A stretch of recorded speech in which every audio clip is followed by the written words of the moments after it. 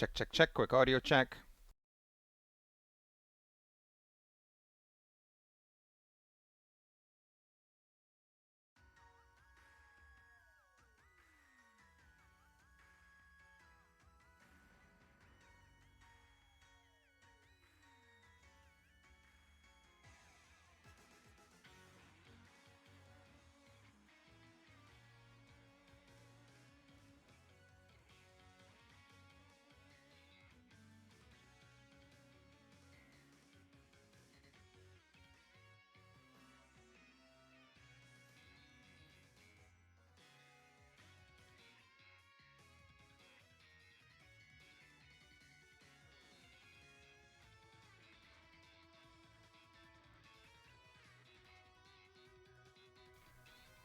All right.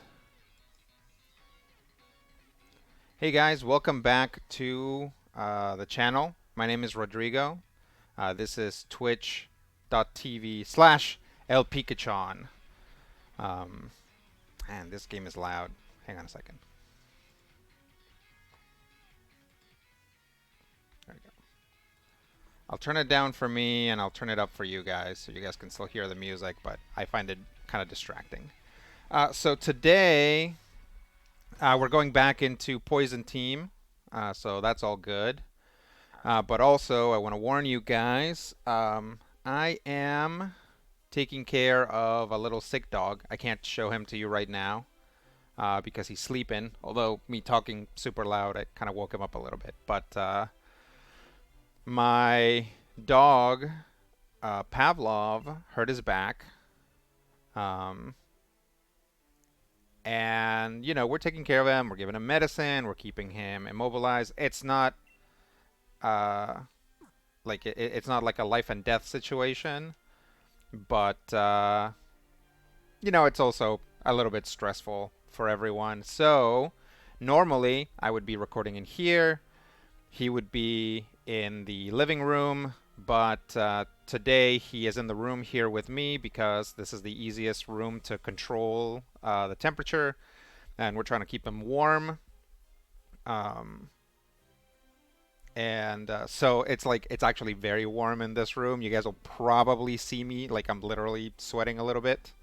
Hey, Saint JW, just explaining that I got a little sick dog in the room. So at some point, like this is kind of a content warning. At some point, he might shift or he might try to stand up, and it might hurt his back, and he might cry out. And I'm talking like a big like "Barr!" or something like that. So we're not torturing a dog in here. You know, he's laying down calmly right now.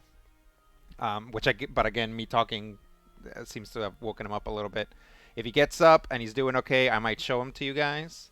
But you know, obviously, our number one priority is for him to get better. So as long as he's just laying down comfortably, we're just gonna do that.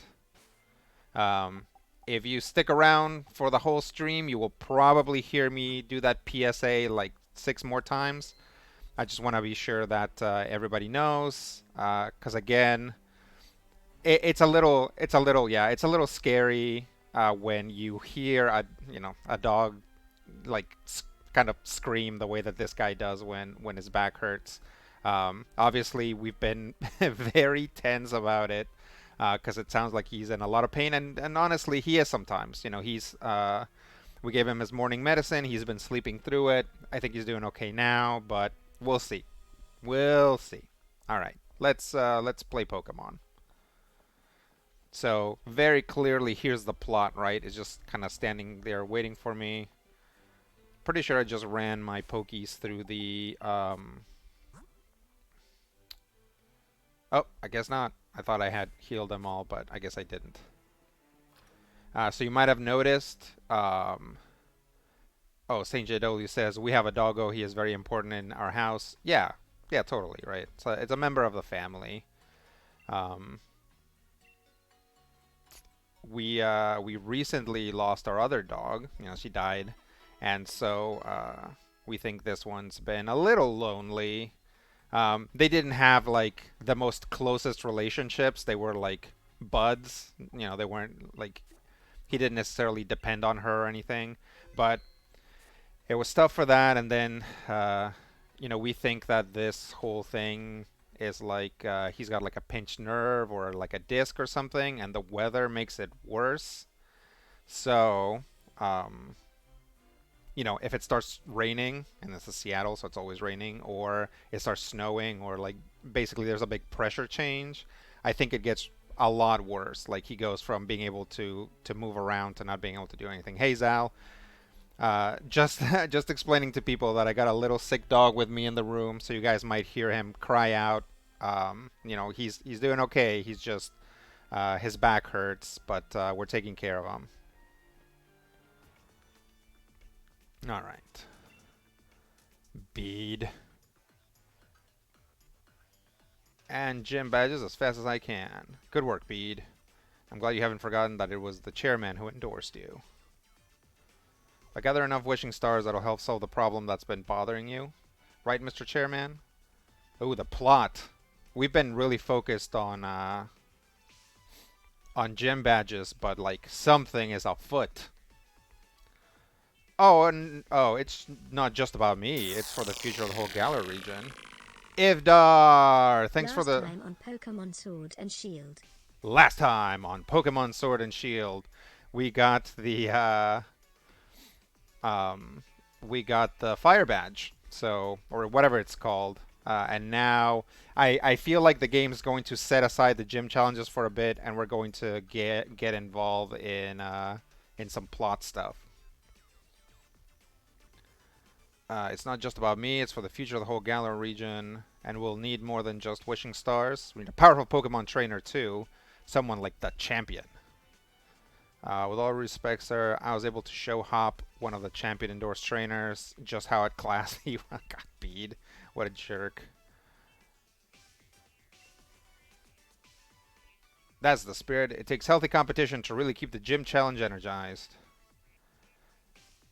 Oleana. Challenger B, there is something I wish to discuss with you. Do you have a moment? She's a vampire. She's going to kill him. I'm just kidding. That's not true. Ivdar says, "Oh, good job on that batch. Thanks." Dude, Bead showing up Hop isn't as big a flex as you think. It really isn't. Um, Probably the strongest Pokemon. Hey, Razgris. Probably the strongest Pokemon that Hop has is obviously his Score Bunny. But that Wooloo is just a tank, right? But he probably doesn't have it trained for special defense. So yeah, I hope you were listening, Petunia. I love eavesdroppers. As you know, wishing stars are those mysterious stones that are even attached to your Dynamax bands. That's more to wishing stars than just making your Pokemon into giants, though. They hold far more energy than that. Oh, good. I'm glad I'm just carrying around a small tactical nuke. If you're curious, you should head to the stadium. In fact, we should head inside right away. I'll even give you a little lesson on how the Galar region gets its energy. Oh, Razgris2 just subscribed. Thank you. Thank you for the sub. I really appreciate it.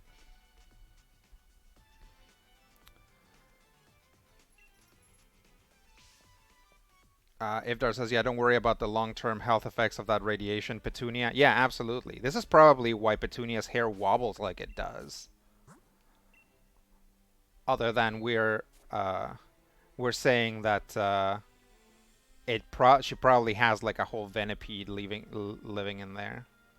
All right, let's see what this guy's on about.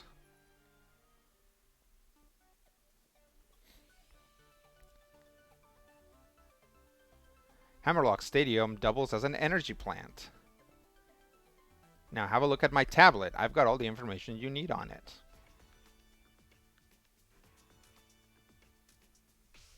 That's cute. I actually really love all the graphic design in this game. See, an easy to understand description of the energy plant. First, energy is absorbed from Hammerlock Stadium's tower, then it's changed into electricity in the underground power plant, delivered to people through the region. So, interestingly, right, this is how Rose... Oh, a hype train is closed. Maybe if we get another sub, we'll start up a hype train. Um, So interestingly, Rose basically has a wishing star, which again just provides magical energy, right? And that's how he powers the city. In uh, years back in the Void Saga, I established that that's how one of the guilds in the southern continent got basically its power because they found a perfect star.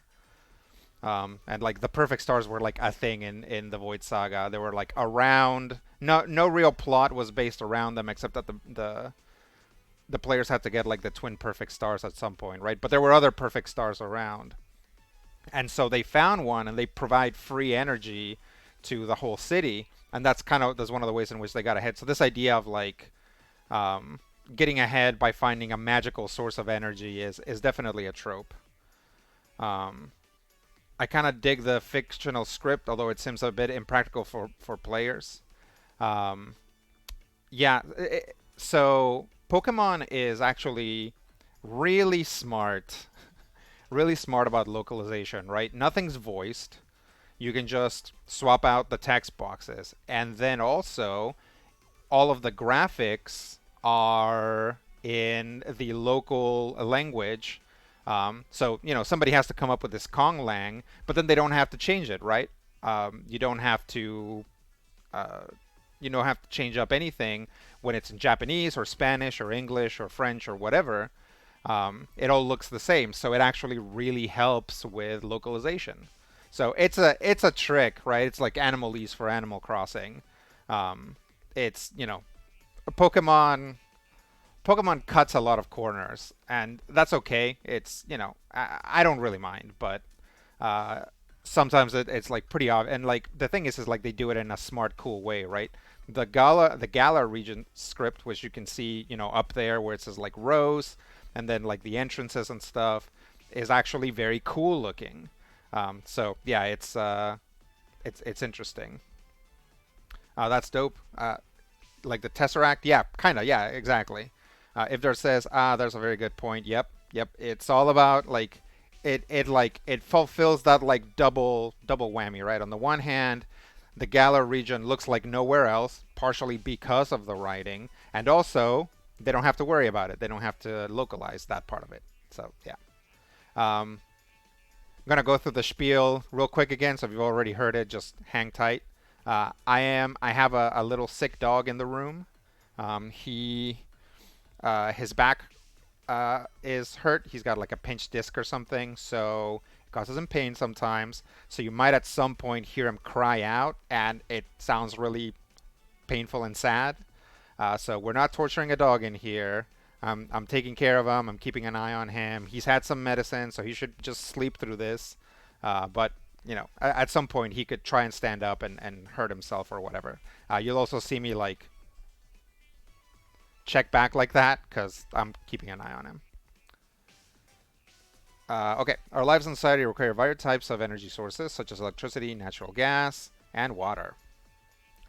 My associate groups aim to improve everyone's lives by harnessing the powers stored in wishing stars. Oh, it's time for me to get to work. I should get a move on before Oleana decides to give me another earful. Petunia, I suggest you head over to the vault next. Just head towards Route 6 from the stadium, and you should find the vault without any issues. Okay, okay, Chairman Rose. I don't know why I'm trying to finish my Pokemon journey, but okay. Hopefully there's no plot waiting for me there. Yeah, so as you guys might recall from last time on Pokemon, last time on El Pikachu, we got, oops, we got Ribitina the Krogunk. What level is she? 25. She's not too far behind, so we're gonna try to level her up as we go. That's right. We're not torturing a dog in here. Rodrigo Lopez 2020. It's also like because we're trying to keep him warm, because he's like very sensitive to the cold. Like it'll be like 65 degrees and like we'll be fine, and he's like sitting there shivering. So this room is very warm. So you guys like if you see me like literally sweating, which I am, I'm sweating a little bit. That's also why. Um, oh Lord. I'm just always like depressed when I get to a new town. Which Pokemon? Oh, I bet this guy will be the friendliest.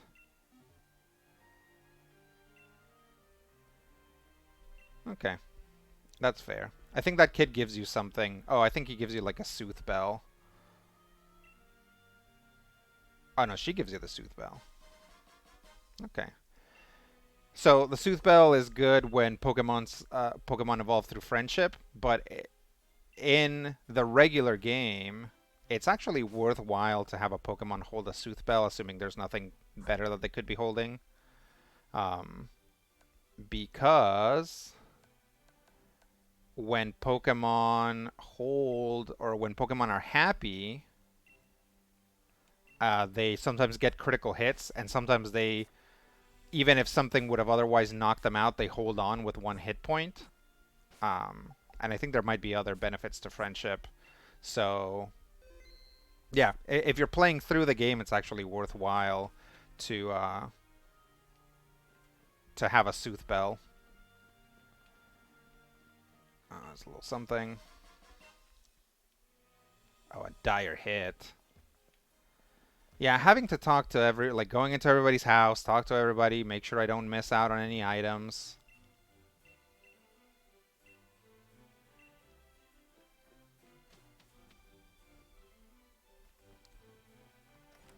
It's not the most funnest, but what are you gonna do? I'm getting a lot of questions that are already answered by my "I'm not torturing a dog in here" T-shirt. um, Evdar says, a quick question. Why was Mr. Rose, chairman of the Pokemon League, dressed like a 40-year-old bachelor out of smokes at the gas station on a lazy Saturday morning? So that's something else that I like about Rose. Like, Rose has a little paunch, and um, we see him in a suit a lot, right? He's in a suit at the beginning. He's in a suit when he has to do something something official. But a lot of the time he's in like sweats, like he's like in like this Under Armour shirt and like sweatpants, and I appreciate that because he's an eccentric millionaire, right? Like some millionaires just always wear turtlenecks. It's like Rose, he's like trying to go incognito, right? So he wears a hat, sunglasses, and he dresses down, but people still recognize him. So it's like that's him, like trying to be inconspicuous and probably. Uh, oh, I already know all this stuff. So yeah, it's it's kind of fun. It's like a personality trait. Like Rose is the bad guy, right? Spoiler alert: Rose is the big bad. Um, Life's a pitch. Just subscribe at tier 1. Hooray for catching a stream again. Yeah. I'm just here to frustrate other viewers by baiting you into Lancer chat. Yep. We'll I think best case scenarios we'll just convert everyone into Lancer enthusiasts. Okay, let's get through all this because I already know the stuff about the weather. Oh, you get a heat rock. Great. Fantastic. Thank you.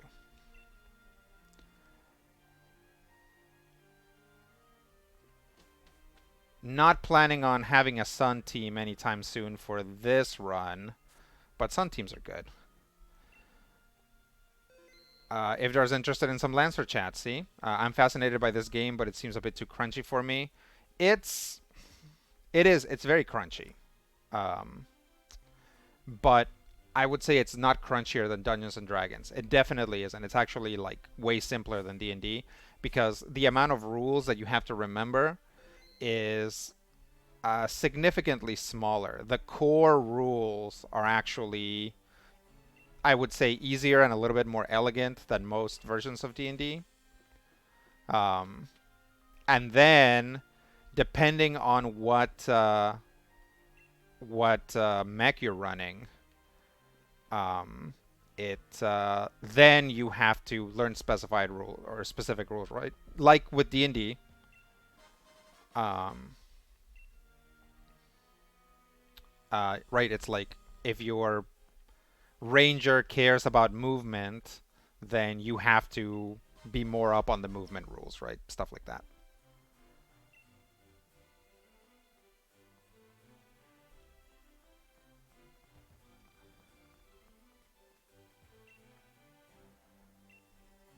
See, there's someone I fancy, and I have written him a low of. Oh my god,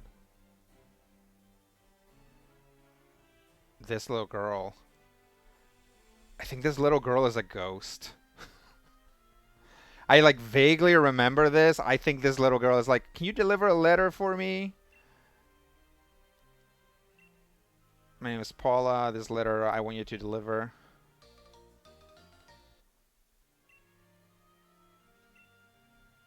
A letter entrusted to you by a girl to be delivered to a boy. Strangely, it looks old to you.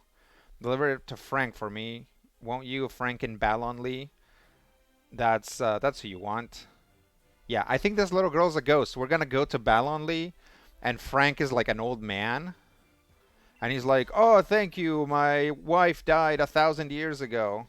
Oh snap! Wise glasses. That's fantastic. We definitely want somebody to be wearing those. Let's actually give them to Peppers.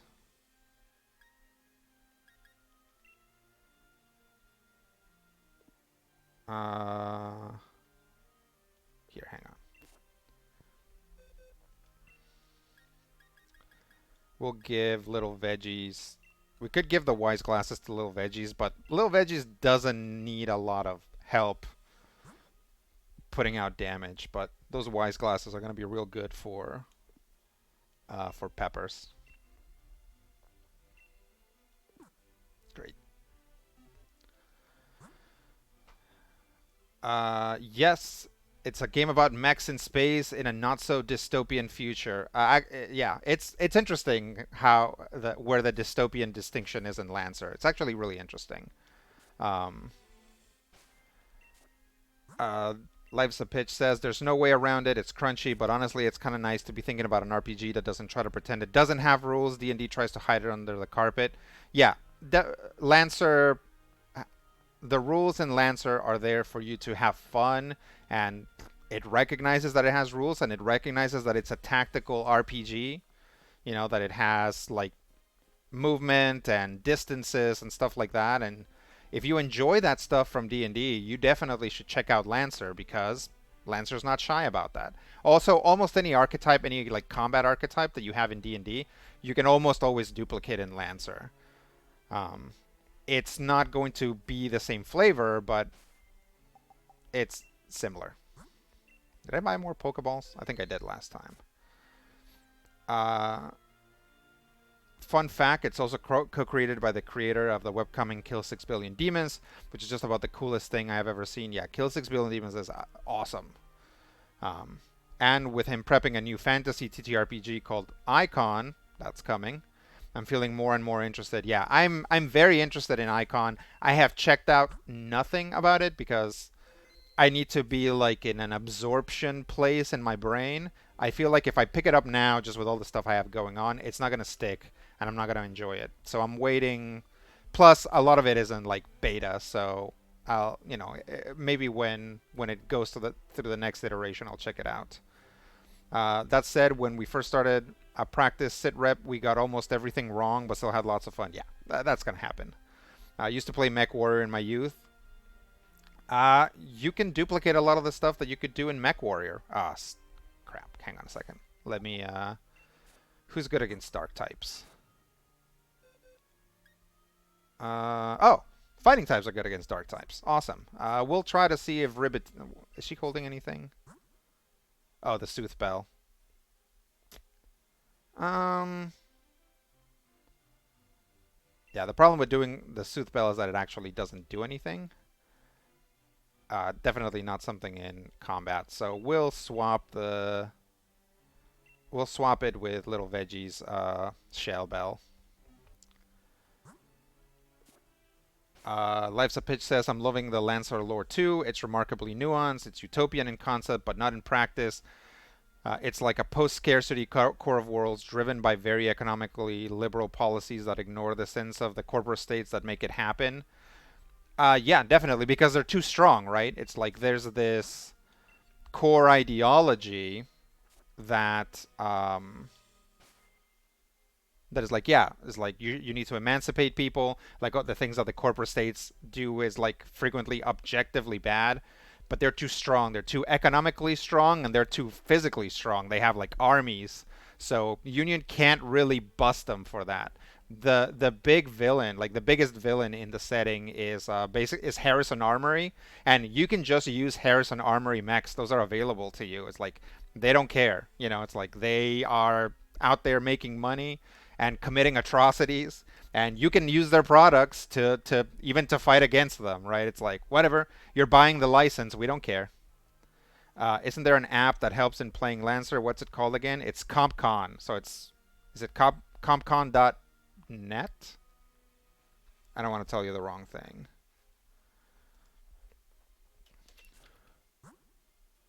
It's compcon.app.app.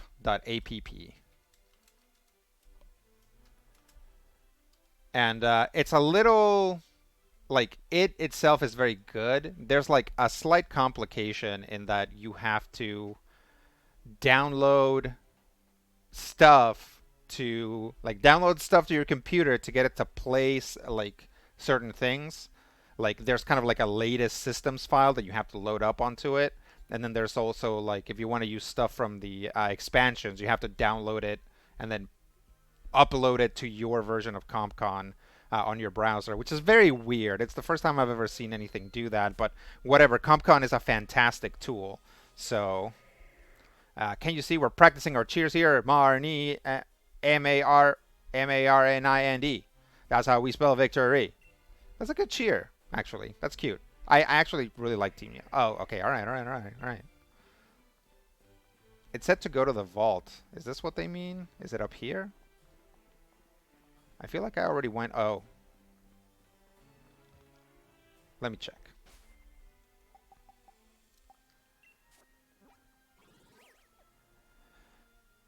Head to the vault next. It lies somewhere. Oh, it lies somewhere in Hammerlock. Okay. I thought maybe it was one of these. Hello, creepy ghost girl. Nope. Nope. Okay. Watch. It feels good though. If only bigger RPGs used a similar system where owning you the book unlocked the content. Uh, 100%. 100,000%. CompCon is the app to beat. Nobody has a better, like as far as I know, nobody has a better app than CompCon. And the fact that it's like that it's like basically approved by the Lancer team and they work with CompCon is really fantastic. Uh-oh. This is a fight. Oh, I should also point out that on top of there being a dog in here, there's also a cat in here. The cat's not sick. She's just here. So you might also hear a cat meow. I guess I can be very disruptive to myself and try to show you guys the cat. That's an interesting Pokemon for the for a black belt to be using. Let's sucker punch it. Actually, I think it's a fairy type. Let's bullet punch it.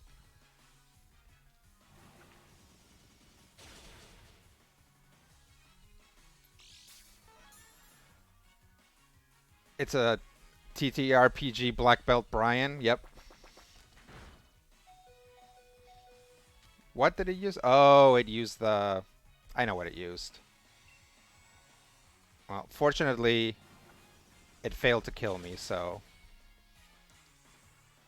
let's just hope he doesn't roll a d20. I mean, he got pretty close. Sheesh, that was close. And we get, like, no, no XP from it, because it was a level 2 critter. You won the Battle of Focus. Yeah, it's gonna give me, like, Focus Punch or something. There are so many ways to battle, right? Okay, I'll pass the Focus Sash onto you because you were so focused. Focus Sash is also very good. An item to be held by a Pokemon. If the holder has full HP, it will endure a potential KO attack. With 1 HP, the item then disappears. So the combination of your Pokemon moves and items and direct your focus towards battles. I might actually give Ribitina the Focus Sash. That way, If we get a little uppity, she won't die.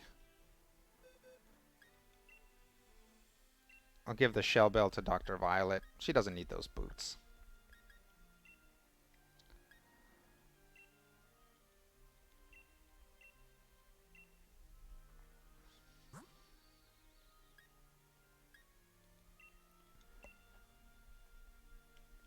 All right, hang on a second. I'm gonna see if I can do something here. Come here, cat. Come here. Hang on, let me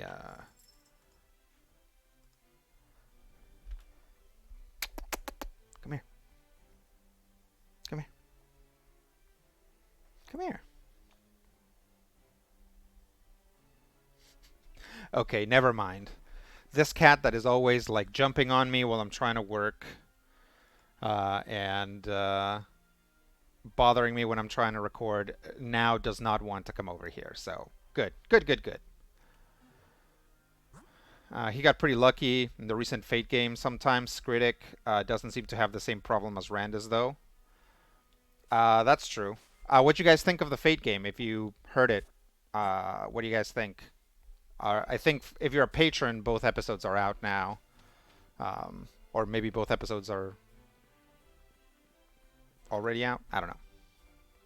I'm always very bad at keeping track of what's out for major spoilers because we record it, and sometimes, it's like we record an episode and it comes out days later, anywhere from days to months later. So depending on what it is. Um, so yeah, yeah. So this not a very focused game of Pokemon today. We're talking about Lancer. I'm a little worried about uh, my little dog that we're taking care of. Again, you're gonna hear this spiel a lot because I am worried that he's going to like try to stand up and hurt himself, and you guys might hear it. Um, so it's possible that he'll stand up and like give out a cry. He's okay. We're taking care of him. That's something that can happen. Um, he's taking medicine. He's been to the vet. He's doing okay. First episode was very funny. Lacey's superpowers were awesome. Yeah, I try to give every character like a magic that was good for what their sort of role in their little village was like. Lazy magic was is it lazy magic or like slacker magic or something. I think was probably the best one that I came up with. Life's a Pitch says, great idea. I love the teachable moment in the second episode. It was a really cool puzzle fight. Yeah, Fate is, again, there's only 4 moves in Fate, right? So Fate is very good about, like, Fate really allows you to build on its system to do certain things. There's things that it definitely just can't do, but there's lots of stuff that it can do. And it's very it's very open to you as a game master just being like, okay, here are the rules for this encounter, and like the players still only have those 4 moves, right? So however you want to structure that, Fate doesn't fight you on it. So it's always very good. Hop, did something happen with him? He was acting really odd when I ran into him. He took one look at me and immediately was like, I'm sorry, Lee. It might be the first time I've heard him apologize for anything. That's not good, Hop. You should apologize for things that you do. And I have no idea what it was for. Maybe he's feeling down because he's had some hard losses in battle. He lost a bead. When you lose, you feel down in the dumps, but then there's nowhere left to go but back up. You've got to think on why it was you lost, though. You know, that little brother of mine, I think he might yet become a surprisingly great trainer. Blast, and look at the time. Nearly forgot my meeting with the chairman. That Oleana really lets me hear it when I'm late. Now, if only I could remember which way to go. Anyway, I'd say that you should go and say hello to Rayhan while you're here, Petunia. He's the greatest rival I've got, and the final hurdle you'll have to face in the gym challenge. He should still be around the vault. If you hurry, it's down that way on the way to Route 6. Okay, so we were going the wrong way, but that's fine. Ivdar says, say, Rodrigo, do you happen to have an opinion on Savage Worlds? I got the Adventure Edition for Christmas, and I'm thinking of trying it out. I have not played Savage Worlds. Brian keeps threatening to run a Savage Worlds game, but I haven't played it, and I haven't, I just haven't gotten around to checking it out. I've got, like, the new Cortex sitting there in my drive I bought it right when it came out, um, and yeah, haven't. Should we try and do another fairy type fight? Yeah, might as well. I healed my Pokemon after that fight, right? Yeah. Okay.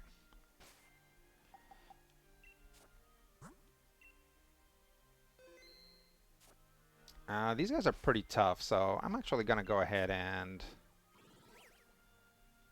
Why would I go into the Pokedex? I'm actually gonna go ahead and put some strong contenders up front.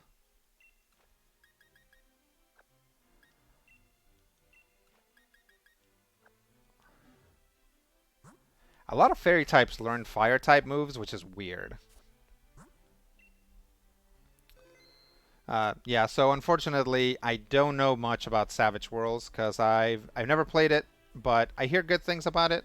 I want to say some. Well, that was the wrong door. Some games that I used to play back in the day have been converted to Savage Worlds, like Deadlands.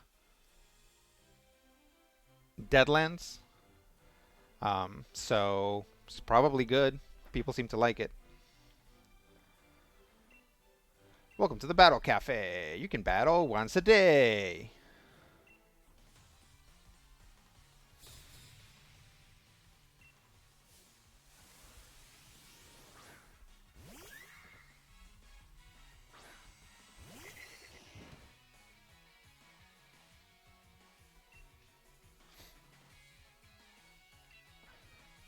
Charge up or poison them. Oh man, he's got Incinerate now. Okay, we'll charge up. And then yeah, okay, and we'll poison them with little veggies. I want to say the Slurpuff is the real danger here because it has like a lot of effect powers.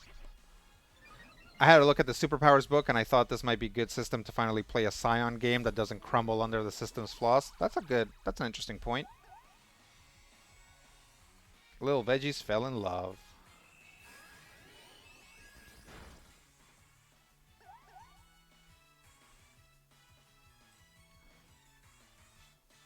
Why? I wasn't attacking the Alcremie. Okay, well, you're gonna have to, Oh, Incinerate hits everybody? Oh, that's good. Uh... Okay, let's Petal Dance.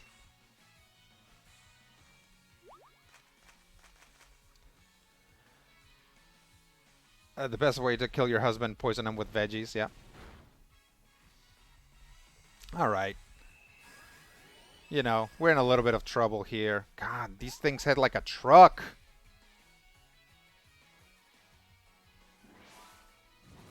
It's okay. So does Petal Dance. And Petal Dance ignores this whole, like, oh, you can't attack because you're in love. BS. Uh, Ivdar says, because, man, Scion is a great game with some interesting lore and plenty of potential, and a system that just does not work. I agree. I haven't looked at the new system. One Pokemon that I'm never going to have full friendship with is Little Veggies. Uh, it's a freaking round team. All right, no more Mr. Whatever. I can't bring that here. Okay, place it on the left. Swap in. Lagnus says, "Good evening, there, all handsome people." Hey, Lagnus, just playing some Pokemon. Um, T minus probably a couple minutes for me to give you the spiel about my dog, but we'll hold off for now because by now the people who were here when the thing started have heard it 1,000 times.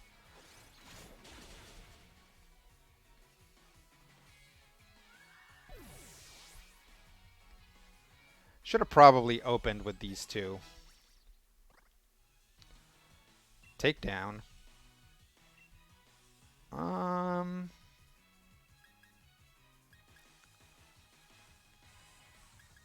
no, I'm gonna give up on it.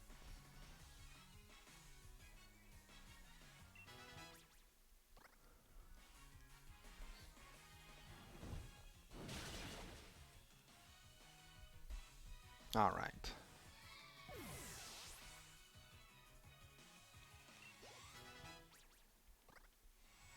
Screech Power wants to learn Bite. Oh, that is a good move. Bite 160. I might actually, yeah. I'll get rid of Absorb. Because Absorb, by now, it just, like, drains, like, a tiny amount. Like, it's almost not worth using. Lagna says, I remember about your poor dog from one of the pre-shows. Yep, so he's in the room with me. Okay, so here's the spiel. He's in the room with me. If he decides to, like, stand up or move around or whatever, you guys might hear him cry. What is it, Stunky? Let's learn Sucker Punch.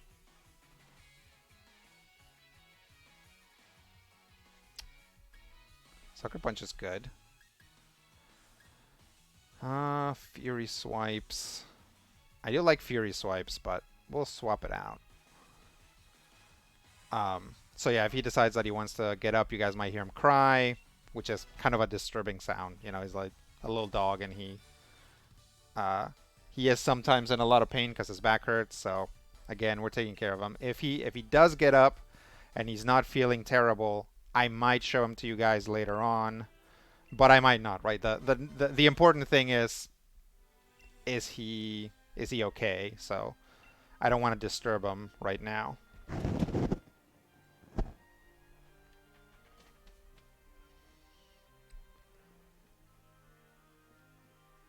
Where was I going? Oh yes, I was trying to find the vault.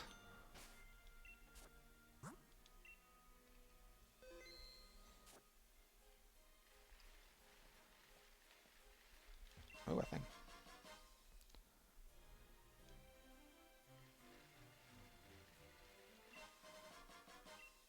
that's good.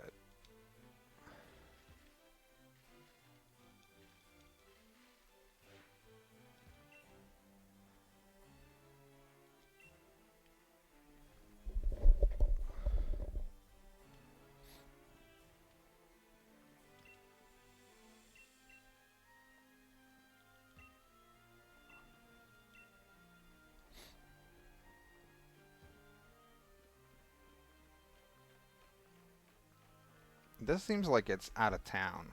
Oh, maybe it's this building here.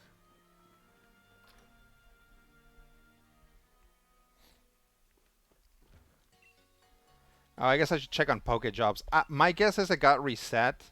My current theory is that Pokejobs keeps getting reset because I keep going into Pokemon Home to move stuff around. And I think maybe there's some sort of exploit or cheat or something, and that's why it keeps resetting. So we'll see if it reset, because I have been in.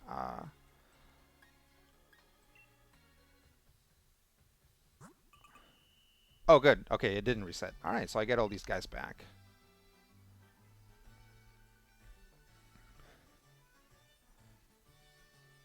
Yay! Job completed. Okay, so it did want fire types. Oh, I guess maybe those are the only ones that leveled up. Oh, they all leveled up. The Pokemon you sent helped out with the job, but struggled a little. Try sending Pokemon more suited to the job. Yeah, this was one where it was like, we need to boil some water. And I was like, well, maybe, or like, we need Pokemon who can handle fire. And I was like, well, either they mean fire types or they mean things that are resistant to fire. So that's why I sent out like 2 Choodles and that like spinning top guy. I forget his name. So I'm like, well, actually, ground doesn't resist fire, but, whatever. So I think it's telling me that maybe these two that are shining were the correct ones to send, which is weird because Roly Poly is also a fire type. I don't know. Oh, it gave me 2 bottles of soda pop. Thanks. Life's a Pitch says, I'm dog sitting for my dad at the moment, and I'm terrible at it because dogs sometimes need to be told no, and I just want to let them do what they want because otherwise their little doggy hearts break. Yeah, dogs don't do anything in between, right? They don't half-ass anything. They're either like elated or they're like, or it's the worst day of their life. There's just no in between with dogs. Uh, Life's Bitch says it's easier with cats because they're standing. There's a standing arrangement that they'll try to get away with whatever they can. Yeah, cats are like prisoners. You know, they're like, it's my job to try to escape. Just so you know. Saint JW says, I saw your tweet about 6th edition D&D.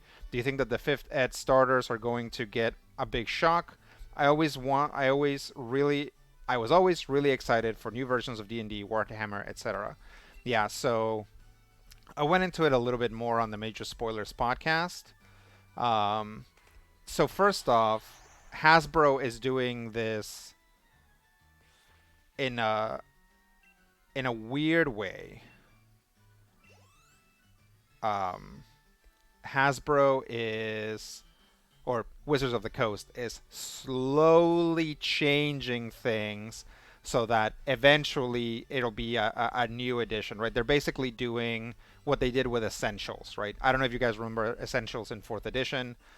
It's like it was like a smaller changeover than 3.5 was. Like 3.5 was basically like this, like a bunch of changes and a bunch of hard changes. Um, Essentials basically introduced a bunch of options that were just better than the previous options. Essentially, powering up classes that were too weak, creating new feats that were stronger than old feats that just weren't worth taking.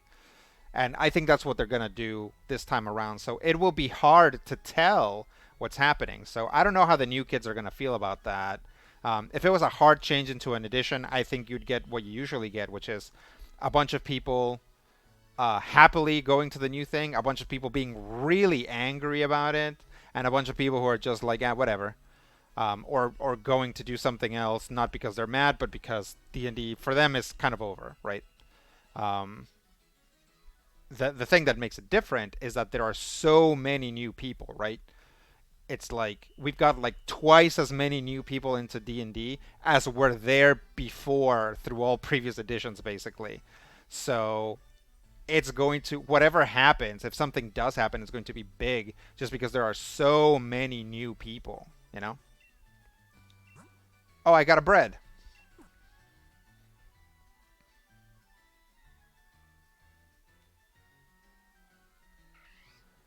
Life's a Pitch says Essentials was an update patch. This time they're going to try to push a hot fix on the live 5e server. That's a good way to look at it. Of course, the big problem is that because of things that were outside of Wizards of the Coast control, but also in a move that is actually very classic for Wizards. Uh, okay, thanks. They are uh, the the first way that you're going to be able to buy Monsters of the Multiverse, which is this new, basically this the beginning of this patch, um, is going to be only as part of a set that includes Tasha's Cauldron and Xanatar's Guide, which is like $170, right? And of course, the people that are most interested in these new rules probably already have Tasha's and Xanatar. Yeah, it's a mess. It's kind of a mess. You're gonna have to wait like 3 more months to get like just the book by itself. And of course, WotC is doesn't usually sell their PDFs. They're just like no PDFs. So it's gonna be a thing. It's possible that the rules will be available on something like Roll20, which will be interesting if they make the rules available on Roll20 before they make them available to buy. So we'll see. Let's see. St. JW says we kept playing 2nd edition a ways into 3rd. We didn't get gel with 3 at all. Yeah, well, you saw us. We played, 4th edition well into 5th edition, right? Like 5th edition had been around for a few years, and we were still playing 4th edition. So that's good. It's fine. Horsepawn Mine, is there 6e news, or are we just thinking ahead? No, there are. Basically, Wizards has come out and said that they're going to make changes to the game. They're basically going to try to soft boot a new edition by just adding things to 5th edition and changing things. So we'll see how that goes. I think that I think that making a brand new edition would actually be better. But they don't want to do that because there's such bad blood tied to like edition wars, right? So we'll see.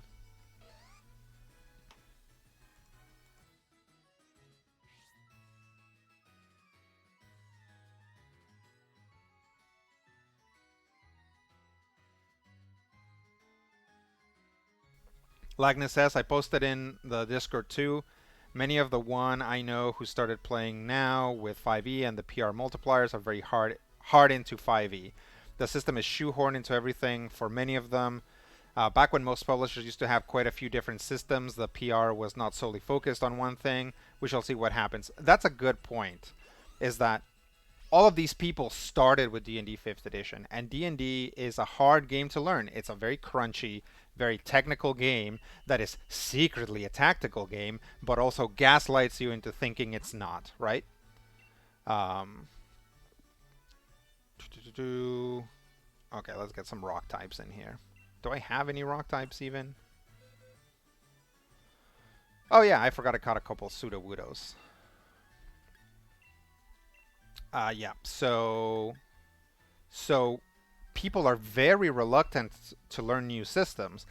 You know, they've learned D&D 5th edition and they're like, I don't have the time or the money to learn a new system because they're used to buying 50, 60, $70 books and then which are very crunchy, right? So it's like Fate Accelerated, you can literally learn for free. It's pay what you want. You should pay them, but you can learn for free and you can have it down pretty much immediately. There's only 4 moves and there's like 6 approaches and you're there, you know? Do I have any other rock types? Doesn't look like it. Um, Horsepawn Mine says that feels like a way to push people towards buying piecemeal on D&D Beyond. Yeah. Ivdar says capitalism gonna capitalism. Yep, that's right. Um, Lagnus says I have played very little D&D overall. Some red box, some advanced, some 3e. A lot of Pathfinder 1e though. Yeah. Um, yeah. I feel like I was really lucky that I got to water type Pokemon. Okay. I was really lucky that I started with Vampire the Masquerade LARP, right? It's just such a like compared to D&D, it's just such a day and night difference that I was like new Slowpoke is not a water type. Um Wingull. Um but yeah, when I finally got around to D&D, I was like, okay, so this is what's similar, this is what's different, right? But a lot of people that just start with D&D because D&D is also the most popular thing, they never make it out, right? They are just always like, "Oh man, I want to play a role-playing game about superheroes. I guess I have to try to shoehorn superheroes into D&D somehow," and it's terrible. It doesn't work. Um, Lagna says, "Always when my internet friends came to me to test play D&D, I run Symbarum for them." Akira the Deoxys is now following. Hey, thanks for the follow. We're just hanging out playing Pokemon um, and talking about we're hanging out playing Pokemon and talking about D&D like absolute nerds. Um, Asterisk, here comes the dog spiel again. I have a little dog here with me. He's sick. You might hear him cry out. He's okay. He's just having a tough time right now. He's had some medicine. He's sleeping. He's doing good.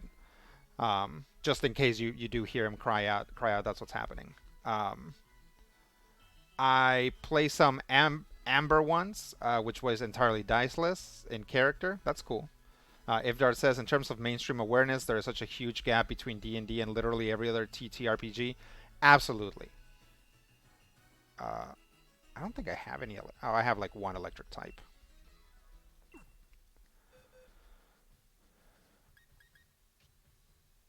Somebody make a note that I need to catch more electric types.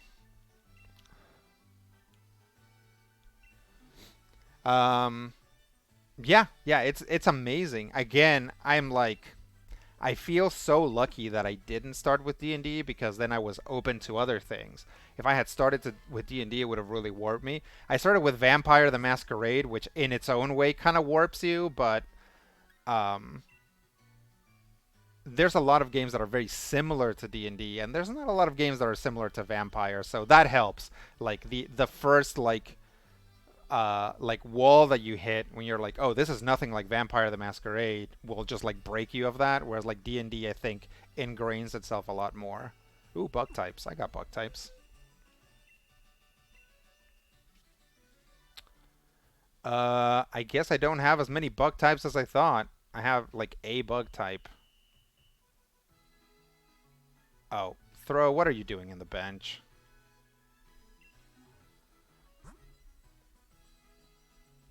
Thank you, Ivdar. In the 80s, I played a lot of BRP variants, and that was a big thing there. Some top secret James Bond and the whatnot. Yep, so a lot of very different systems. Likeness in Symbaroum, the players roll both to hit and avoid getting hit. I do enjoy letting the players mess themselves up. Yeah, so I spend a lot of time talking to people who have only ever experienced D&D about like the wealth of potential systems and mechanics that there are out there. Um, uh, we would like to recruit. I like don't have enough rock type Pokemon. Um, there are. It's like yeah, when I talk to them and I'm like, you could like in D&D, you could roll. Like there are games out there where like the monsters never roll. You roll to dodge them, right? Or it's a contested roll, and people are like, oh my god, what? Or like I'm like, yeah, there are games where there's no advancement. You just make your character at the beginning of the game, and that's it. That's your character for the rest of the game. There's no levels, there's no advancement, there's no experience, and it just like blows people's minds, right? But it's like nothing about any given tabletop RPG, especially D&D, is set in stone, right? Like almost like the only thing is that you kind of have to have at least one person there enjoying it. Other than that, hang on a second. Oh, we might actually be able to do this. Well, we'll let her drink some water first. Let me see if I can. Let me see if I can capture this wild beast.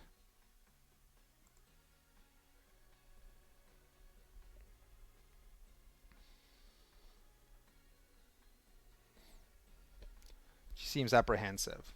This is my cat. I'm gonna try and show you guys my cat since she's in the room with me. But she's drinking some water, so I don't wanna disturb her while she's doing that.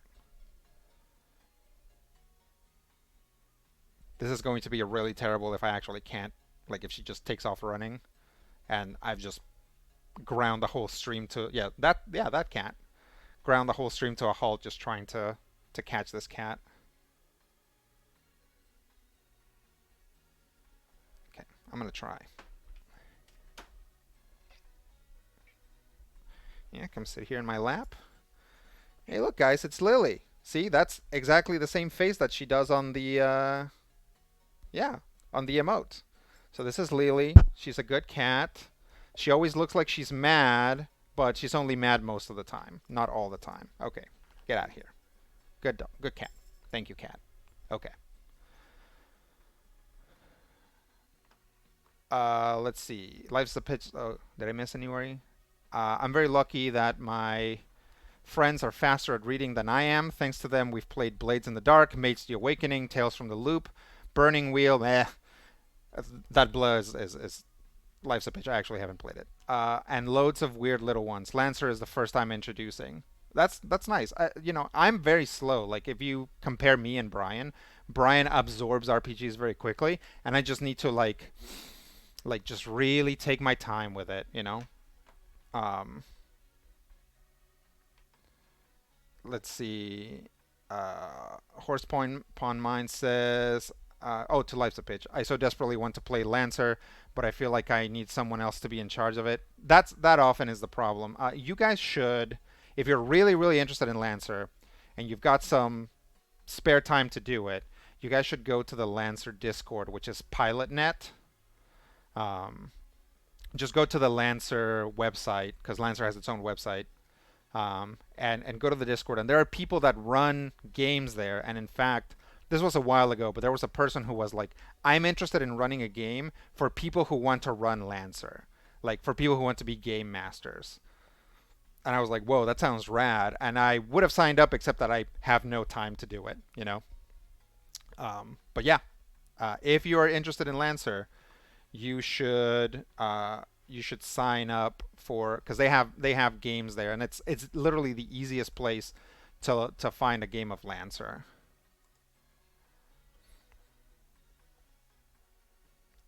Let's see. St. Joe says it could be catastrophic. Not sure what you're referring to do in this instance, but probably to me getting the cat up here, and yes, that could have gone actually very poorly. Okay. The great thing about this Pokemon run is like, or like maybe the terrible thing is that it moves so slowly, because like every 10 seconds we just stop to chat about something else. But my guess is you guys aren't here for like the riveting Sword and Shield story, so it's probably okay. Oh, there's Rayhan. Okay. I don't think I'm gonna have to fight him, so should be okay. I don't know what I do if I did. I don't have a lot of like I don't think I have anything that's good against dragon types. Lagnus says, running my third Lancer this Saturday. They will run a gauntlet across a map hunted by assassins with the Ultra template. Oh, I'm flavoring him as a swashbuckler. Nice. Definitely, if you're running an Ultra, he should be on comms with them, right? Like, you want your Ultras to, like, stand out and to have their personality, so that's good. Life's a Pitch says, to Horsepawn Mine. That's my usual go-to tactic, but this time I'm jumping in with both feet, watching a bunch of lore videos and siphoning all the tips I can from everywhere. Sometimes you have to do that. Yep. Oh, it's that trainer. Let's see. What's your name again?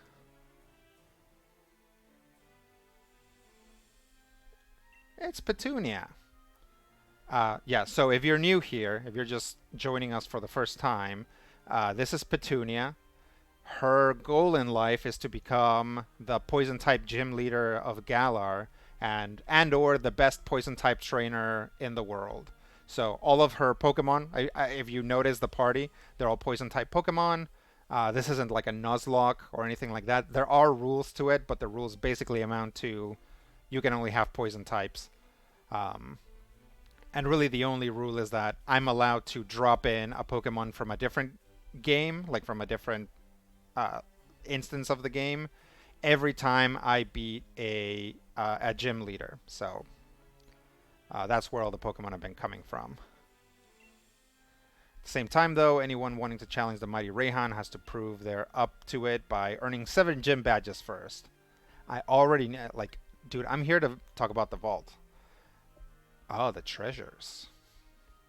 The treasures. Horsepawn Mine says the most I've done with Lancer is use a random planet generator, which I think is really spectacular. Oh, that's nice. Fun fact, Petunia's hair is classified as a biohazard. That's true. We believe that there are several species of potentially unidentified Pokemon living in her hair right now.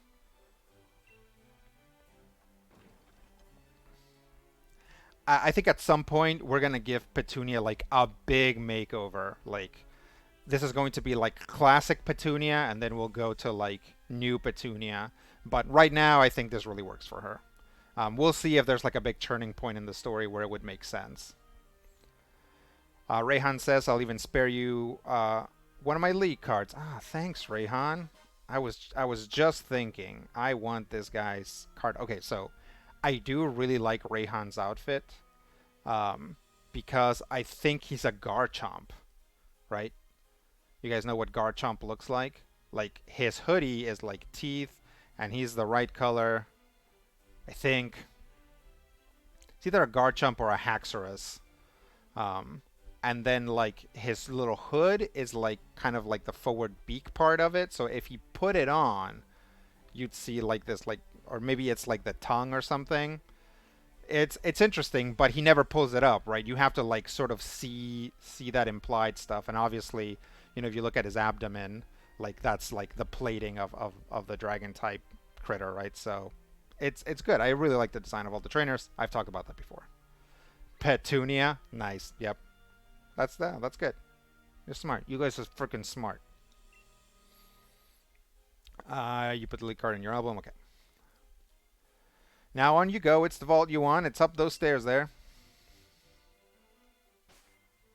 Thanks, Rayhan.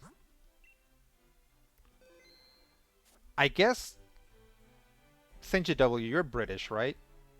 So if his name supposed to be Rayhan or is it like Rayan? How would people from Europe pronounce Rayhan? Raihan, right? I guess if it's like Celtic, it could be or like Scots, it could be pronounced in like a very drastically different way.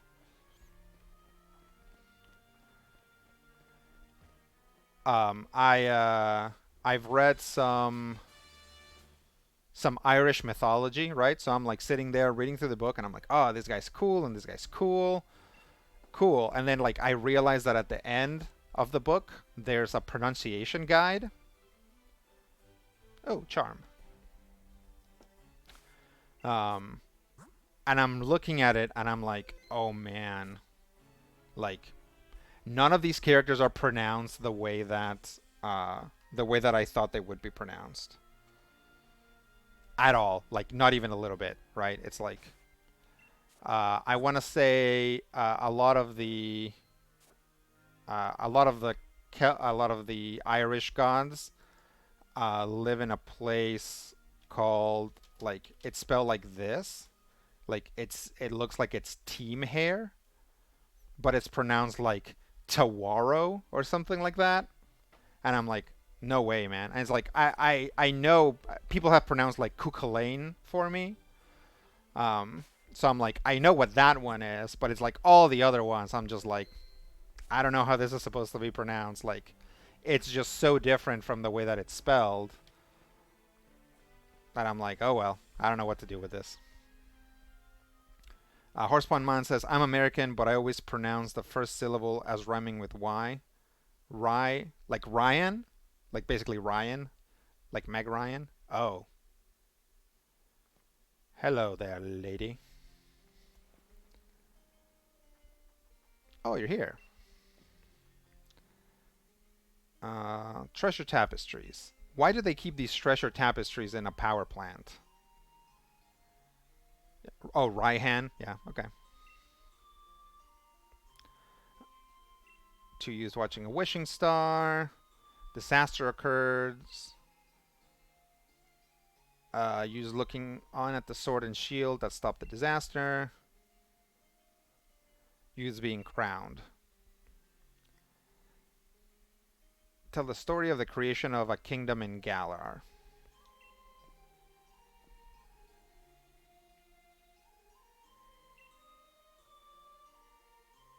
There's two heroes. What sticks out more? Definitely want to learn about Darkest Day. Sounds like a Green Lantern thing. Blot out the skies was passed on through the years as a tale of disaster. That's what the Darkest Day is. Sinjadoli says a lot of Celtic languages are like that. English is a load of European and Latin mashed together. Sure, yeah. Um, yeah, I assume that, when you look at Irish stuff and it's like, why is this stuff spelled this way, right? Like if your name is like Siobhan or, um, I guess that's not necessarily Irish, but yeah, stuff like that. Um, we had a we have a person that interacts with us a lot, named Cahool, right? And his name is spelled like Cathal. Um, so it's like, why? Why does that happen? And it's like, well, it's because things get transliterated, and then the language that it gets put into, namely English, continues to change. So those spellings then get like are actually left behind. So it's like, yeah, the reason why this stuff is so hard to pronounce based on how it's written is not because it is weird, but because English has changed since the first English writers set that down to writing, right? Because then the writing doesn't change. So yeah, it's interesting. I mean, the writing does change though. It's interesting still. Horse One Man says, I always felt like this plot point was super similar to Breath of the Wild. Sure. My cousin is named Patrick, which is pronounced Patrick. Okay. Yeah.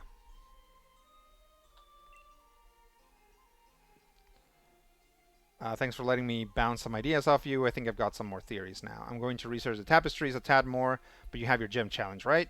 I'm cheering for you, so take a couple of these. I hope to see more of your wins.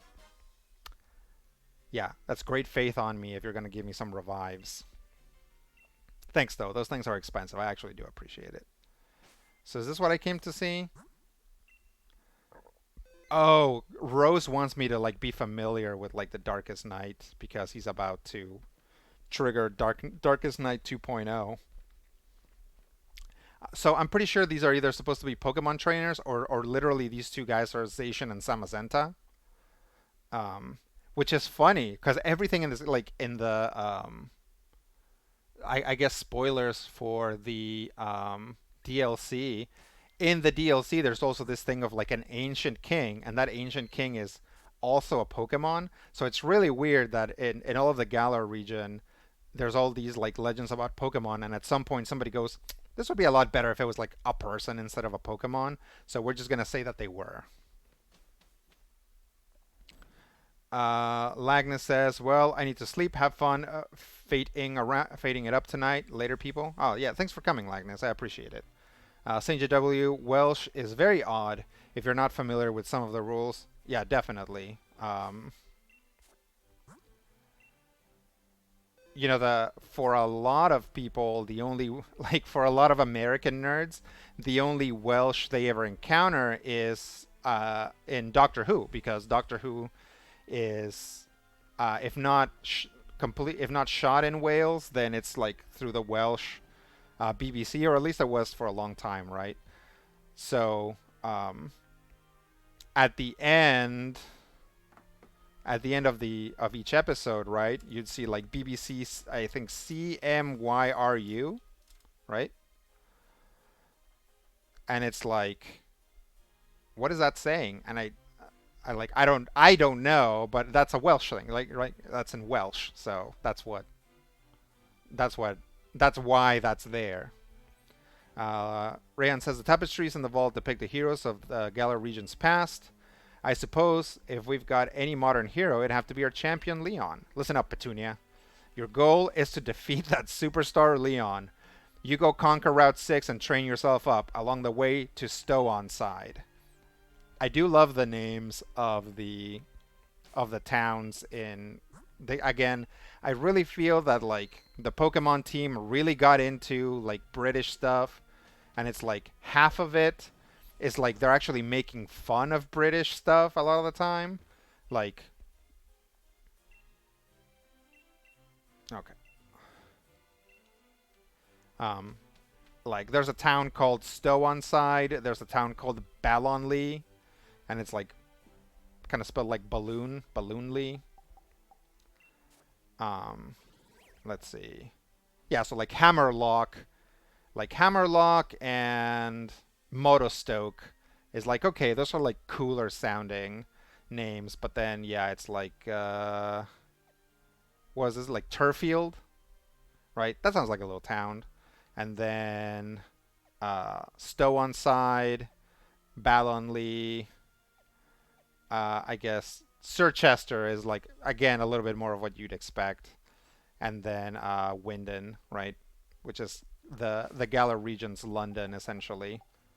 I don't know if that's where London is in relation to the British Isles, but that's what Wyndon's supposed to be, right? That's why it has that that Ferris wheel, right? It's like oh, it's London. It's either London or Seattle. It's hard to tell. Uh, I feel like the other way American learns a lot about Welsh is those really long town names, but they don't actually learn to say them, so they just end up like novelties. Yeah, they're very hard to say and they're hard to remember. Zal says that's basically all I know about the Welsh, and apparently my last name is Welsh. I think my sister attempted to learn Welsh in high school and gave up pretty quickly when she saw it. Yeah, it's tough. It's like it's a different language, right? If you think that you're just gonna learn a different type of English, it's not. Welsh is its own language. St. JW says I have relatives from the Welsh side of my family that can speak Welsh fluently. That's cool. Hammerlock sounds like a Spider-Man villain. Yeah. Life's a Pitch says, I live in Sheffield. Sheffield. Portmanteau. Yep. Yeah, and that's where we get all that stuff, right? It's like when Tolkien was writing like Hobbiton and all the other stuff in the Shire, like that's what he was going off of, right? It's like sort of these like rural uh, British Isles areas, plus probably like again. Oh,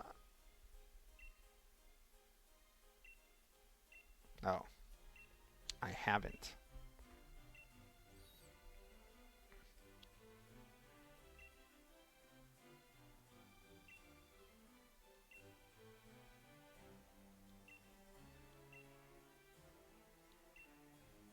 Yes, I'll give you an applin later if I remember and come find you. I think the move tutor is like down here. Yeah, like a weirdo.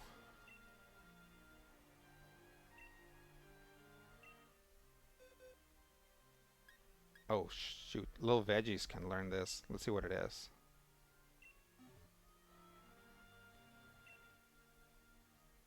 Let's forget Seed Bomb. Because I think she's going to learn, or he's going to learn a pledge. Yeah. How you combo them with each other is the key to using them well. Okay. Well, that's probably never going to happen because Little Veggies is the only starter we have. And I'm pretty sure only the starters learn pledges.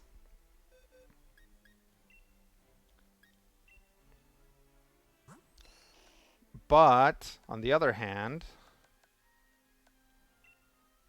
Grass Pledge is a pretty strong special move, right? So the other thing we had here, Seed Bomb, was a physical move, but this Ivysaur is a special attacker, so we just upgraded that. Ivdar says Hammerlock is also Wrestling Hold, yeah. Uh, Life's a Pitch says Swear's new game, The Good Life, tries very hard to do the same, but not quite as effectively. Yeah. Let's see.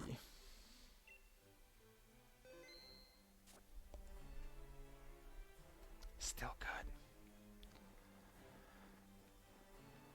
Okay, let's take uh, just a quick Pokemon break. I'm going to go over stuff for the channel again, just for people that aren't familiar. So, let me... So, if you're new to the channel, there are a few commands that we like to use. We have a hype command. Hype. And also a exclamation pog, which doesn't seem to be working for some reason. Why are my commands not working? Because I gotta go check. What is wrong? I need to go check my robots. Yeah, right? They're not. Why are they not working all of a sudden? Dang it. Okay, never mind. We'll do channel stuff later because apparently it doesn't want to work. Let me see if my YouTube thing works.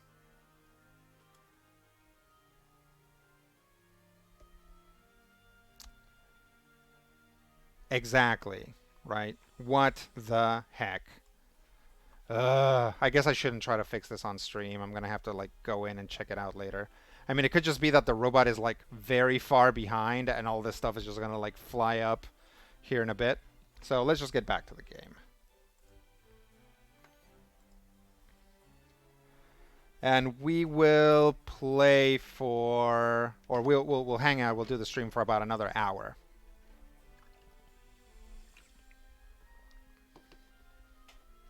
Oh, I should have muted that. Hopefully you didn't hear me like glug, glug, glug, glug, too hard. Okay. Heading to Route 6. Robot is just very sleepy. It's okay, Robot. Get your rest. Well, no, Robot, you're supposed to be working. Like that, like, I was like, did the robot lose its privileges? Actually, I guess it is. The robot hasn't been, oh no, it has. Yeah. The robot's been posting, like, the automatic stuff. I don't know. We'll get it figured out.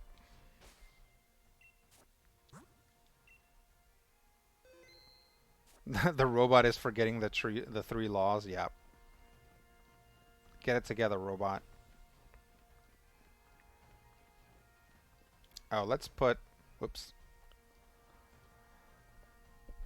What a cute silly cobra. Just look at those adorable eyes. It's our duty as Team Yell to make sure Silly Cobra gets a nice peaceful sleep.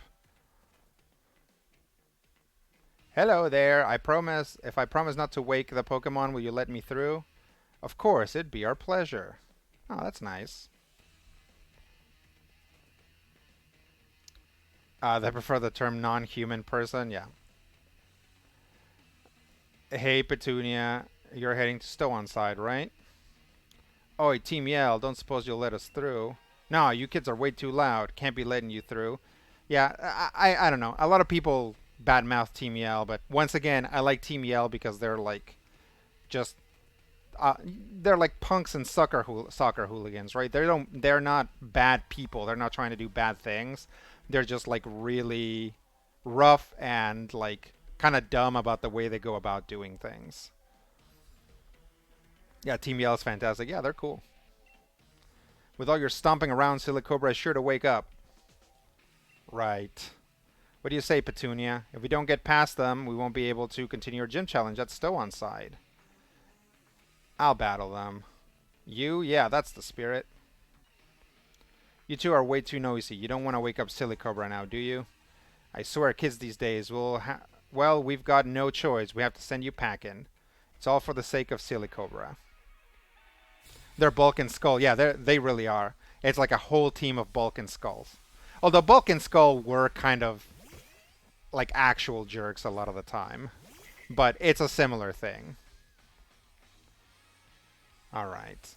Well, my poison stuff's not gonna work. So let's power up with Nasty Plot. You have a very romantic view of football hooligans. Fair. That's fair. I know that they actually can be uh, actually huge problems. It's like, sports fans here in the U.S. Can get really, really out of control. So fair enough. Withdrawn. I know that like soccer hooligans have like or football hooligans have killed people. So that's fair.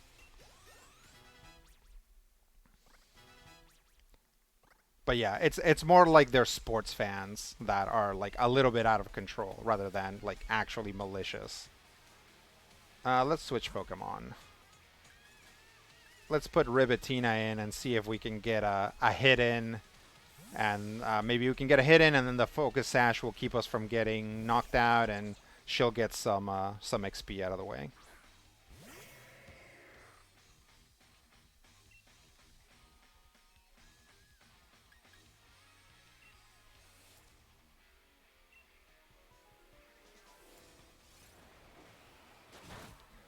Ouch.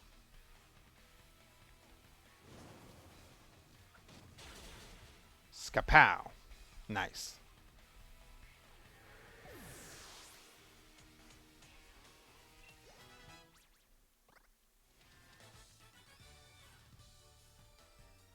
Blimey. Even your battles are too noisy.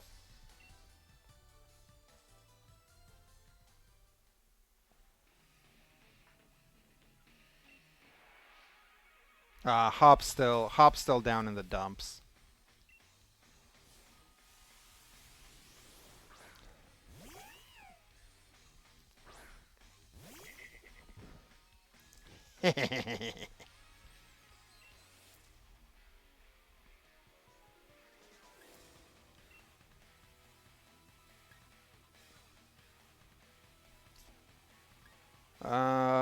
Let's hit it with a poison gas. Ah, this sucks. Poison gas is not very accurate anyway. Oh, okay, that's good. That's good. It worked.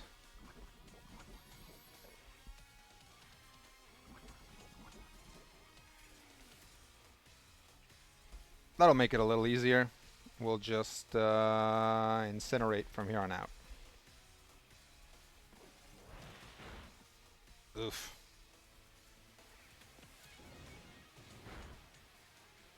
Nice.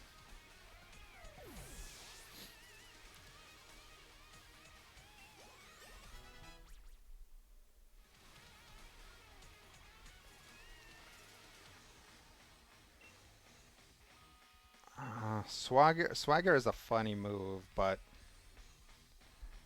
yeah, it's just like when you're playing through the actual game, there's just no reason to ever raise your opponent's like attack power, right?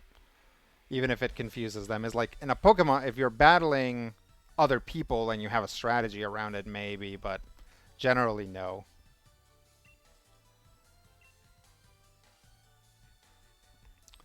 Sinjadilla says I've been to a lot of football matches and only ever experienced serious hooliganism a couple of times. It's pretty scary though. Yeah, I get that. Um, that kind of thing happens a lot in Mexico as well, especially with like college teams. And here in the United States, actually, it actually tends to be college football that gets out of control because it's attended largely by college men who are the worst, right? Just literally the worst. Um, oh, she's so sad.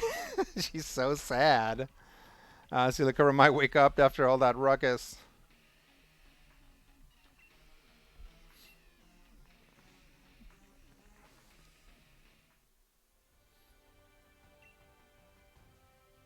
Um, but yeah, man, it's like I used to live in Columbus, Ohio, and uh, Columbus, Ohio is the home of Ohio State.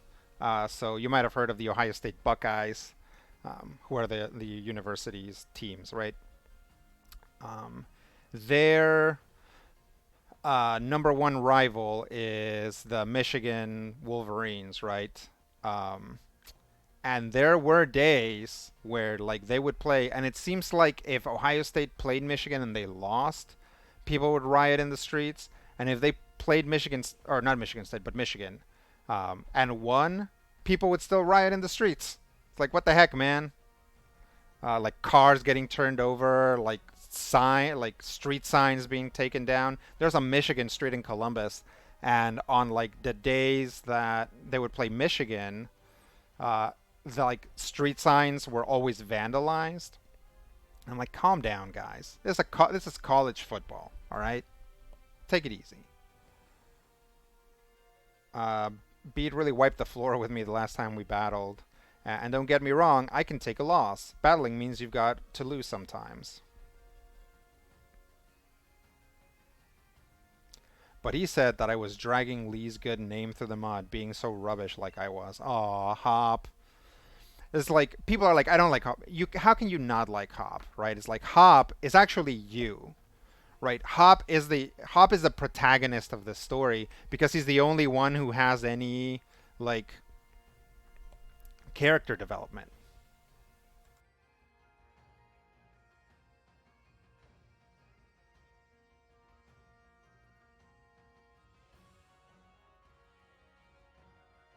Like as people pointed out in with How in Sun and Moon, the fact that How picks the Pokemon that's weak to you, to the one that you pick, means that How is actually the protagonist and you're the rival. And I think Sword and Shield is very much that way too, right?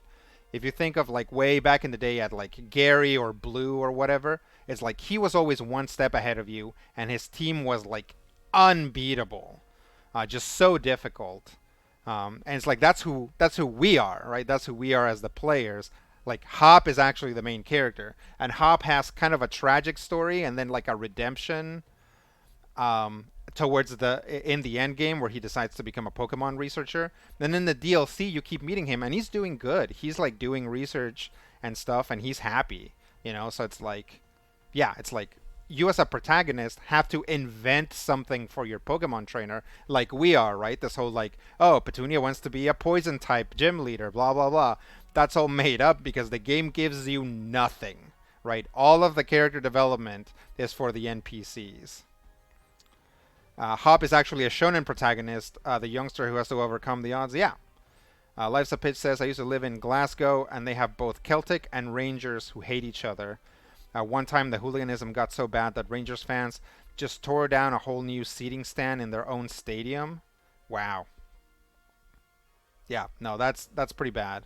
Grad student Hop, yeah, it's like yeah, Hop graduates from the main game, and in the DLC, yeah, he's got a grant to like study the Dynamax phenomenon or something like that. It's like, man, Hop, good for you. Way to go into academia. Hop says, if I'm weak, then people think Lee's weak too. But I don't want that. I can't let Lee get dragged down. He's the unbeatable champion. I'm gonna have to take some time figuring this out. See you around, Petunia. I mean, I don't agree with that. I feel like we're pretty used to like little siblings that oh shit, a snake. Um, I feel like we're pretty used to celebrities who have like little siblings, and the little siblings often don't do as well. Sometimes they do better, but sometimes they don't do as well. Like, it's like Solange Knowles is like around doing stuff, but everybody's always talking about Beyonce, right? You're one of the gym challenges endorsed by Leon, aren't you? Uh oh, a mysterious. Oh, it's Opal. My name's Opal. If you want to know more, have a look at my league card. Thanks. Swinging Velville Rendezvous. You put the league card in your album. I'll keep an eye on you, child. I want to see what you can do when you go all out. My wife is texting me. Just want to make sure. Oh, okay. I want to see what you can do when you go all out. Sinjadul says, yeah, Saints versus Pompey never got that bad. Oh, Life's a Pitch redeemed NPR voice for 1,000. Got to do my NPR voice. Pokemon Shield. A game in which young people walk around playing or having, in essence, dogfights with each other. Not only that, but often beating up the wildlife and kidnapping them. Today's expose is Petunia, a young trainer who wants to ascend the frankly toxic Galar League and make a name for herself. My super cute Pokemon is interested in your Pokemon.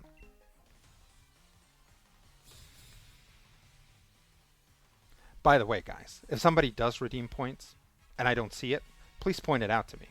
It can actually be very helpful.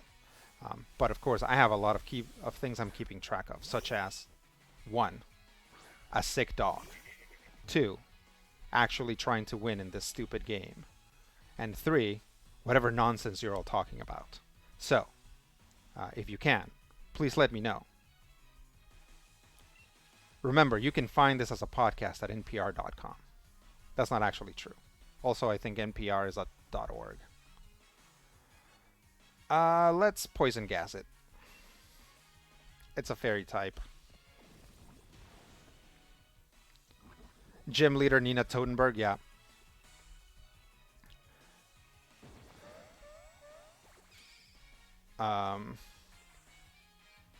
Probably what I was going for there is like a Michael Barbaro from The Daily. I guess technically he works for the New York Times and not NPR, but his show's on NPR, right? Should I swap out? I am faster, so maybe a good Poison Fang. Clefairs are freaking tough, though. Yeah, I could have done it more nasal and made it like an Ira Glass. Let's swap out.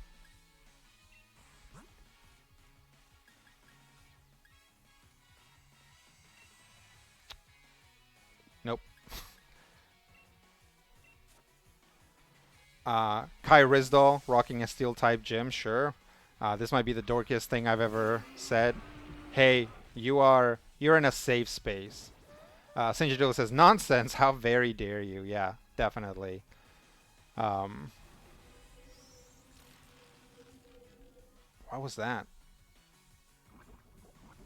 Oh, I didn't. What move is that? I don't remember. I don't remember the move that turns you into a grass type.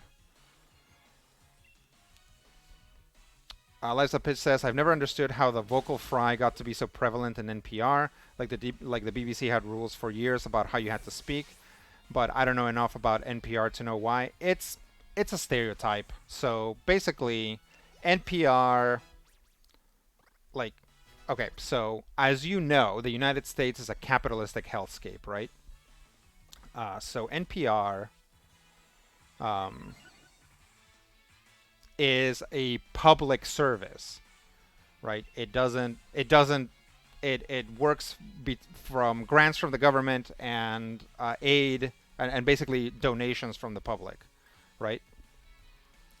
So NPR has to like establish itself in some way. So in one of the ways it establishes itself is by being the even keel, trusted news source, right? So it doesn't have pundits, it doesn't have people shouting, it doesn't have like sensationalist stuff. Um, so I think that's an expression of that, right? The idea that if you tune into NPR, you're not going to hear alarmists, you're not going to hear people uh, trying to get this like fear reaction out of you. And part of the way to do that is to speak very gently and calmly. So yeah, it's like when you know when you're turning the channels, you know when you're tuned into NPR. And if you listen to NPR now, it's like you listen to like Mary Louise Kelly or Adi Cornish or whatever, Audie Cornish. I don't remember. It's like their voices. They're not doing that, right? They're not like today on NP. Like they're just speaking with their normal voices. But there are still a lot of guys and people on NPR that talk like that because it's kind of the sound. You know, if you've seen that like sweaty balls, I don't think I want to learn sweet scent. Um, so if you've listened to like or you've seen the SNL sweaty balls skit, that's what it's making fun of, right? It's NPR stuff and PBS stuff. A Life's a Pizza. Oh, and that's the NPR stuff. Oh snap! Peppers is becoming a lady. Peppers is hitting puberty, guys. I'm not gonna lie. I like the design of Salandit a lot better than Salazzle. Anytime Pokemon is like, oh, this is a lady Pokemon, I'm kind of uncomfortable around it. This game added Buniri in the DLC, or you know, after the game came out as part of the DLC, and I'm uncomfortable with that Pokemon, and I'm kind of uncomfortable with Salazzle. It's like this is the essential stuff that you think makes a lady. Is like this is a weird lizard with like eyelashes. Like that's how you know it's a girl. At least they didn't give it boobs, but they do give it they didn't give it boobs, but they gave it the kind of the implication of cleavage, right? With that like downward wedge on its markings. Hype except it's broken. Yeah, what happened to my hype stuff? Um, I don't remember off the top of my head, but the NPR France correspondent has a really distinctive voice. I like her coverage a lot. Yeah, yeah. There's lots of great reporters on NPR. There's great content. Um, Peppers has selected a gender. Yes. I mean, some lizards do that, so I guess yeah. St. Jadoli says so. I'm not NFL pretty big. I'm into NFL pretty big, and U.S. sports announcers are so much better than the British ones. Interesting. Interesting that you say that. Probably because they're less obtrusive, right? Like, I want to say, like, British guys are just constantly talking, but, like, U.S. guys are not constantly talking. That's something I noticed between American and Mexican sports announcers. Mexican sports announcers do not stop talking, but American sports announcers, if there's nothing happening, they're not saying anything. They might read you off some stats, but they're not like constantly going. Horsepoint Man says same, very much not a fan of Salazzle's whole deal. Yeah, but you know it's like the only fire poison Pokemon, so I kind of had to go for it. It's very uncanny valley. Yeah, it's not great. Let's stop looking at her. Well, let's read her entry. The winner of competitions between Salazzle is decided by which one has the most male Salandit with it. Oh, Firelash, yeah. Wait, is that a physical move? Why does it keep wanting to learn physical stuff if its special attack is so much higher? Uh,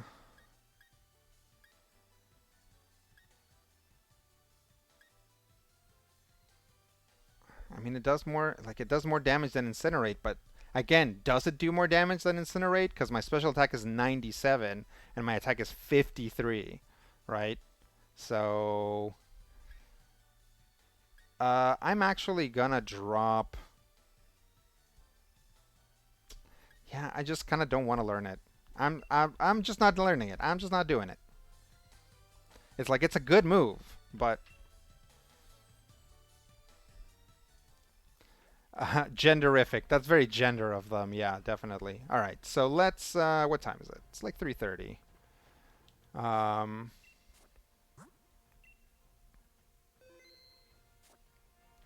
yeah. So I'm like, yeah, yeah. It's gonna be. We got like 20 minutes to start wrapping up or whatever. It's like I've accomplished nothing. I like literally the town that I just came out of is here. Like this is how far I got in the game today. Like this far, right? I mean, I could try and make a mad dash here, but I guess yeah, let's just run around the grass and see what we can find. Oh, come on. Have I gone on a rant about Dog Trio? Diglett and Dog Trio? Like, Diglett and Dog Trio for me represent uh, like the annoying completionist side of Pokemon. It's like every Pokemon game that I've ever played, I had to catch a Diglett who is a really stupid looking Pokemon, right? So I'm like, I don't want to catch any more Digletts and Dug Trios, please. I just really don't. I accomplished a fun stream. Well, thank you. I appreciate that. Zalanthor says, been sleeving my Vampire Commander deck for the last half an hour. Finally, and now that it's done, I won't be able to shuffle it. You won't be able to shuffle it because you sleeved it? You can shuffle with sleeves. You just have to be careful. Basically, the way you shuffle with sleeves is instead of like doing it end over end, you basically slide in the corners, shuffle the corners, and then like push it together. Um, some people might get in your face about it, but it works just as well. It does put some strain on the sleeves. Oh, you're just bad at it. Okay. It does put strain on the sleeves, and eventually those sleeves are going to break through shuffling, but that's the point, right? Is that stress goes on the sleeves and not your cards.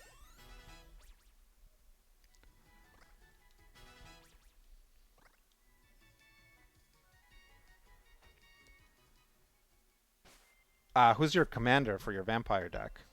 If you don't mind my asking.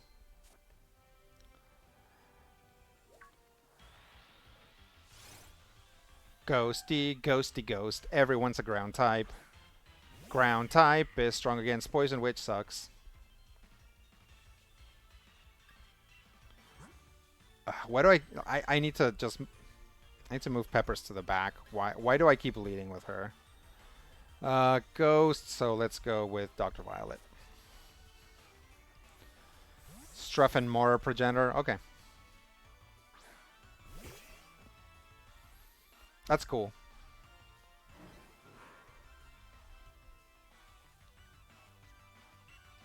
That's okay. She doesn't want to escape.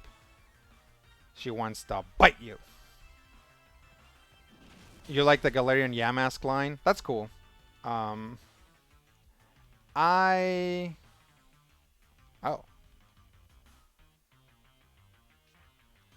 I was going to say, I actually like...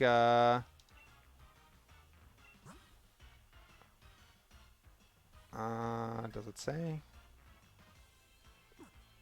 What I like about, like, Grigus or whatever was that ability, like, basically Mummy, right? Where it's like...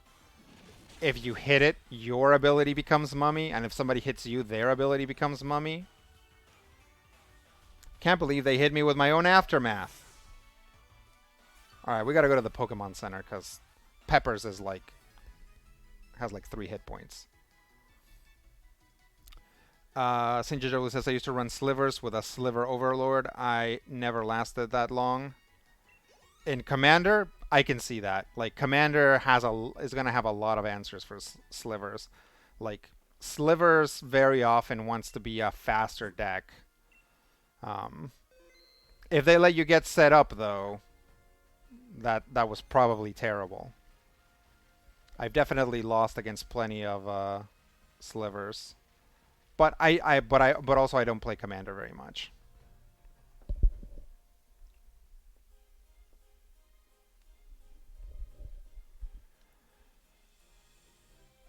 Slivers is everything or nothing. Yeah, definitely. Either you overrun everyone or you do nothing, right? You just have like a couple of slivers on the board. They're there like blocking stuff, but it's like yeah, slivers is an interesting archetype because you really can't spare any of your creatures, right? If you think of something other games that overwhelm the opponent with creatures, especially small cheap creatures, like a white weenie or like a goblins deck, like very often a lot of those creatures are expendable. If you lose them, it's not a big deal, right? But with slivers, you actually can't spare any of your slivers because each sliver is powering up every other sliver. So you're gonna like you need your slivers. You can't not have your slivers.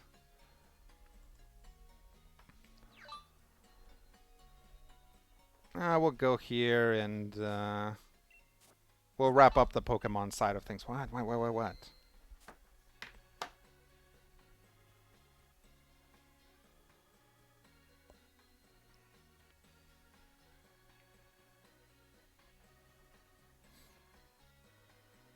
Sorry, I have it on Do Not Disturb except for my wife, so I just want to make sure uh, that she's okay and everything. Oh, okay.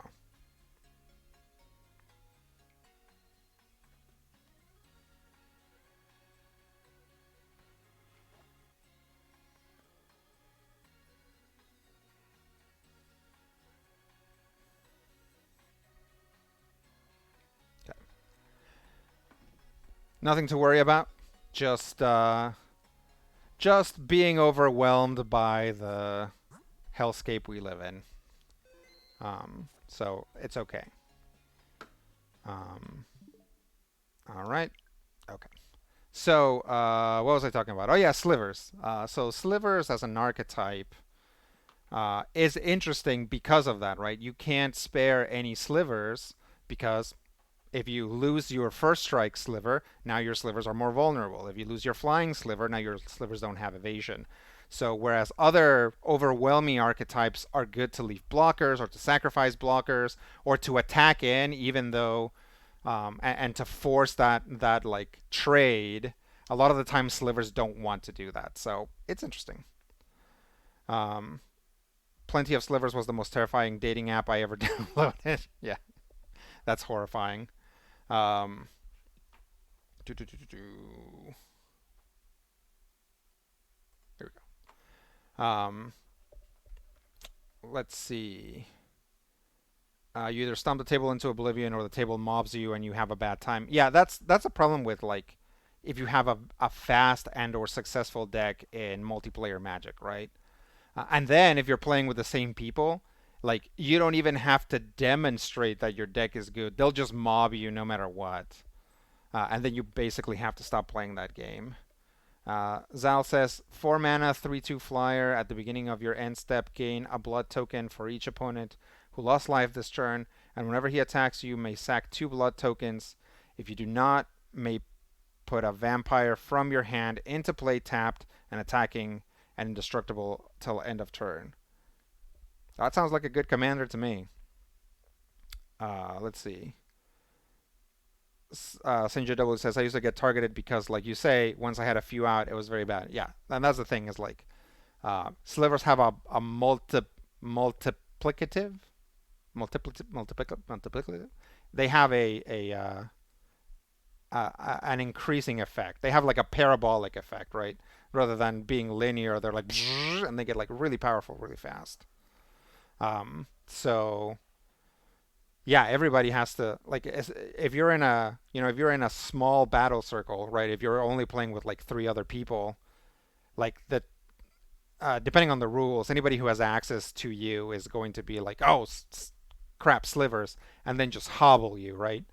Um, Even if they don't take you out, like a lot of the time people will mob you and take you out, but what happens a lot of the time is that everybody gangs up on you, um, and then you lose your, you just get really behind because you've lost a lot of your permanents, and then you just kind of have to like try to catch up for the rest of the game. Like everybody else keeps playing Magic while you're like trying to get back to it, and then you probably lose anyway at the end. So I've definitely been there.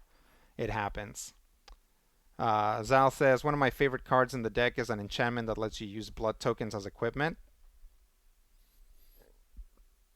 Is that one from the commander deck only? That wasn't printed in like Crimson Vow, was it? Because that would be interesting. I would be interested in that card. Because there's actually not that much to be done with blood tokens. That's kind of something I was sad about. I was excited there's a vampire who turns blood tokens into bats, but I think it's just one blood token gets turned into a bat. They can't turn all the blood tokens you have into bats, and I'm like, well, what's the point, right? What I want to do is accumulate a bunch of blood tokens, and then rather than use the like individual thing that each blood token allows you to like uh, loot, basically. I want to turn them all into bats and attack. So I was actually looking at other reanimation effects to use on blood tokens, and it's kind of worth it, but also sometimes it's just easier to just use like small artifacts that give you a bonus when they come in or are easy to use, and then you can turn those into creatures. Ashes to ashes, blood to bats. Yeah, pretty much. Um, so yeah. Uh, what else is going on today? We're recording Critical Hit later today, so that'll be fun. Also, definitely between now and Critical Hit recording, probably I'm going to be looking at my stupid bots and trying to figure out why they're not working. Um, so that'll be something for me to do. Oh, hey Pavlov. Hang on, guys. I'm gonna show you Pavlov. He's up. Hang on a second.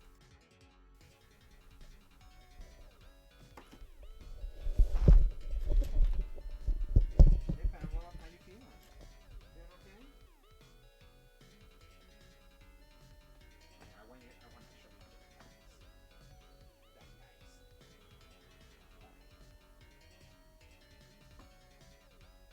See, that's Pavlov. Doing okay now.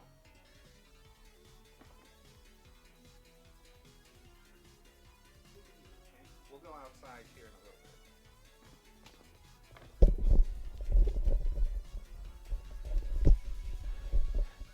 Yeah, he's a good dog. Actually, let's go ahead and wrap it up because my uh kind of his going out to go to the bathroom schedule is kind of tied to when he's asleep or awake rather than like being exact. So I probably need to take him out. So let's wrap it up here. Thanks for listening. Thanks for your understanding. I know I talked about my dog a lot today, but we're trying to get him to feel better. So yeah, everybody have a good time, and I will catch you guys soon.